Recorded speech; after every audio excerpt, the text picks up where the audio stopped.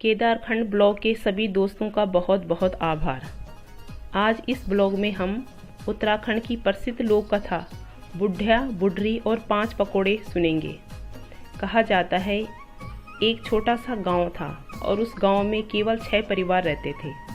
उनमें से एक परिवार ऐसा था जिसमें केवल एक बुढ़ा और एक बुढ़िया रहते थे और उनके बच्चे शहर में रहते थे। अधिक बुजुर्ग होने के कारण वे खेती बाड़ी का काम नहीं कर सकते थे, इसलिए वो सारे दिन भर हुक्का गुड़गुड़ाते थे और गांव वालों की चुगली करते रहते थे। लेकिन उन दोनों के बीच में गहरा प्रेम था। एक बार की बात है, सर्दी का मौसम था, कड़ाके की सर्दी पड़ रही थी और ऊपर से बारिश भी हो गई।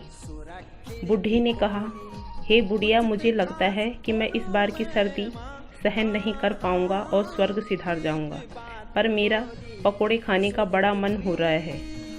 बुढ़िया ने कहा, तुम तो हमेशा ऐसे ही कहते रहते हो, ऐसा कुछ नहीं होगा। फिर बुढ़िया ने घर में रखी हुई दाल पीसी और पकोड़े बनाए, लेकिन दाल कम थी, इसलिए उसके केवल 5 ही पकोड़े बन पाए। बुढ़िया ने 5 में से 3 पकोड़े बुढ़े की थाली में रख दिए और 2 पकोड़े अपने लिए रख दिए। लेकिन बुढ़े को अच्छा नहीं लग रहा था कि वह 3 पकोड़े खाए और उसकी बुढ़िया 2 पकोड़े, इसलिए उसने 1 पकोड़ा वापस बुढ़िया की थाली में रख दिया।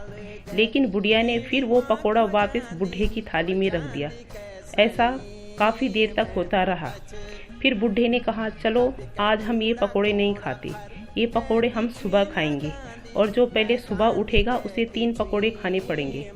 बुढ़िया ने कहा, ठीक है। दोनों सो गए। रात गुजर गई, सुबह हुई, दोनों की आंखें खुल गई, लेकिन दोनों में से उठने के लिए कोई भी तैयार नहीं था, इसलिए दोनों बिस्तर पर ही लेटे रहे। सुबह के बाद दोपहर हो गई, लेकिन दोनों में से कोई नहीं उठा।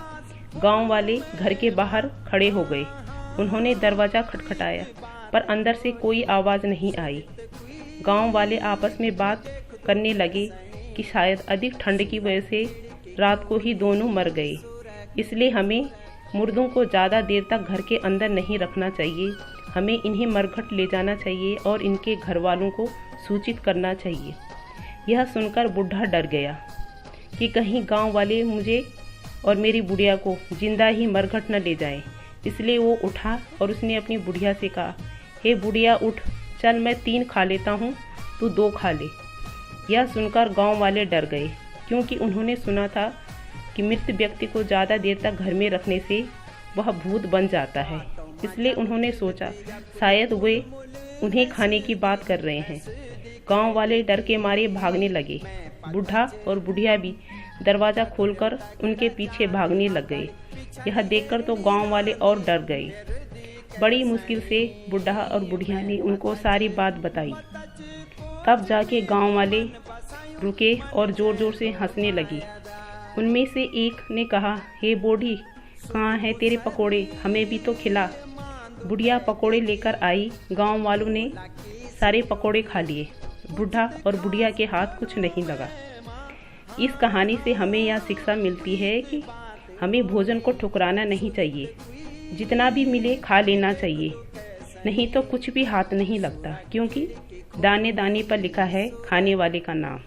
जय भारत, जय उत्तराखंड।